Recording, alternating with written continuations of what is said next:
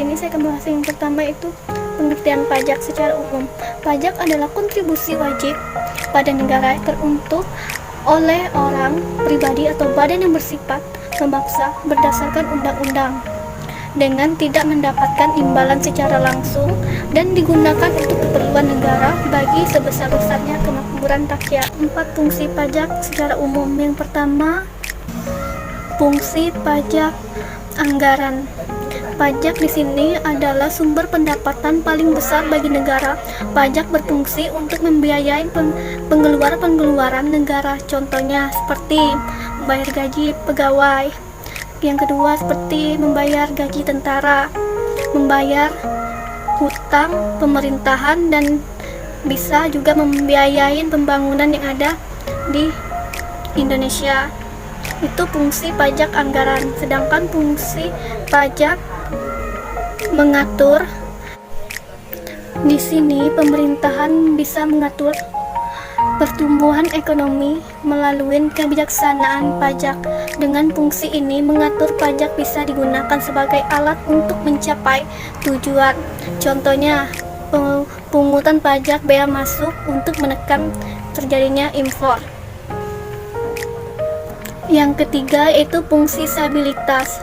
Di sini mengatur peredaran uang di masyarakat.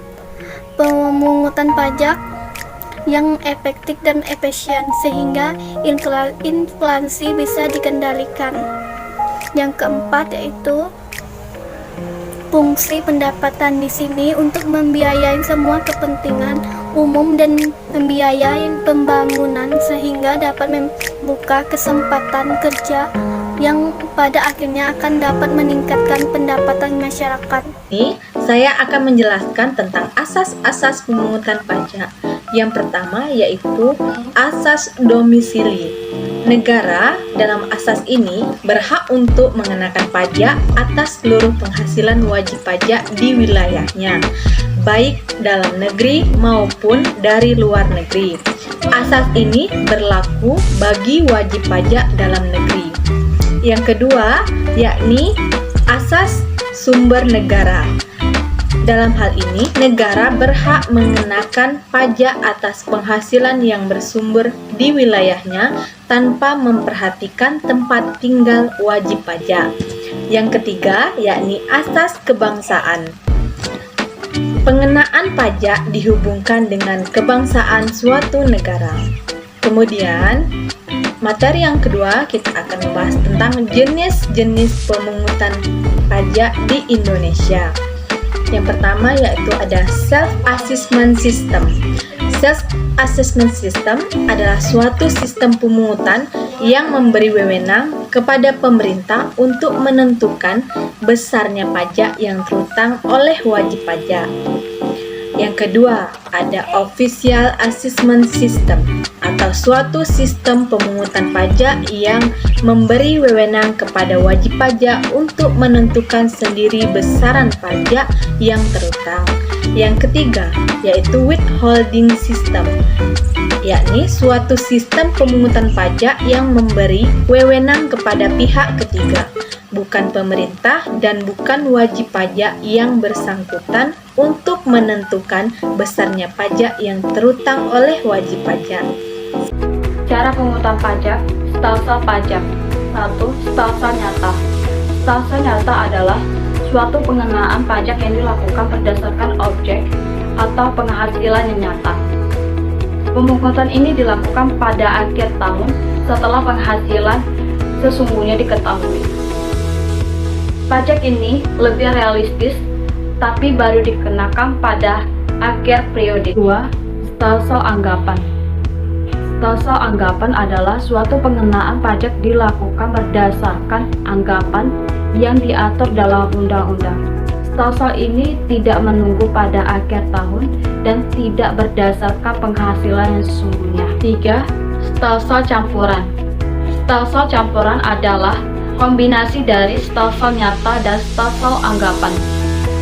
Pada awal tahun berdasarkan anggapan dan akhir tahun sesuai dengan keadaan yang sebenarnya. Jenis pajak. Pajak dapat dikelompokkan dari berbagai jenis. Kriteria yang digunakan yaitu 1. Jenis pajak menurut golongannya. Menurut golongannya, pajak terbagi menjadi dua, yaitu satu, pajak langsung. Pajak langsung adalah pajak yang dipungut secara periodik atau setiap tahun berdasarkan suatu penetapan dan bergoir surat daftar penetapan pajak, dan di mana beban pajaknya tidak boleh dilimpahkan kepada pihak lain. Contoh, pajak penghasilan. 2. Pajak tidak langsung. Pajak tidak langsung adalah suatu pajak dipungut secara insidental, tidak berulang-ulang, dan tidak menggunakan koir, dan di mana pihak wajib pajak dapat mengalihkan beban pajaknya pada pihak lain. Contoh, bea materai, pajak pertambahan nilai atas barang dan jasa. 2. Jenis pajak menurut sifatnya. 1. Pajak subjektif. Pajak subjektif atau pajak bersifat perorangan, yaitu jenis pajak yang dalam pengenaannya memperhatikan keadaan atau kondisi pribadi wajib pajak, status kawin atau tidak kawin, mempunyai tanggungan keluarga atau tidak. Contoh, pajak penghasilan. 2. Pajak objektif. Pajak objektif atau pajak yang bersifat kebendaan, yaitu jenis pajak yang dalam pengenaannya hanya memperhatikan sifat objek pajaknya saja, tanpa memperhatikan keadaan atau kondisi diri wajib pajak. Contoh, pajak bumi dan bangunan. 3. Jenis pajak menurut lembaga pemungutan. Menurut lembaga pemungutannya, pajak terbagi menjadi dua, yaitu 1. Pajak pusat. Pajak pusat atau pajak negara adalah pajak yang kewenangannya pemungutannya berada di pemerintahan pusat. Contoh dari pajak pusat yaitu 1. Pajak penghasilan. 2. Pajak pertambahan nilai. 3. Pajak penjualan atas barang mewah. 4. Pajak bumi dan bangunan. 5. Bea perolehan hak atas tanah dan bangunan. 6. Bea materai. 2. Pajak daerah. Pajak daerah adalah pajak yang kewenangan pemungutannya berada di pemerintahan daerah, provinsi, kabupaten atau kota. Pajak provinsi yaitu 1. Pajak kendaraan bermotor. 2. Pajak bea balik nama kendaraan bermotor. 3. Pajak bahan bakar kendaraan bermotor. 4. Pajak air permukaan. Dan 5. Pajak rokok. Pajak kabupaten atau kota yaitu 1. Pajak hotel. 2. Pajak restoran. 3. Pajak hiburan. 4. Pajak reklame. 5. Pajak penerangan jalan. 6. Pajak mineral bukan logam dan batuan. 7. Pajak parkir. 8. Pajak air tanah. 9. Pajak sarang burung walet. 10. Pajak bumi dan bangunan pedesaan dan perkotaan. 11. Bea perolehan hak atas tanah dan atau bangunan.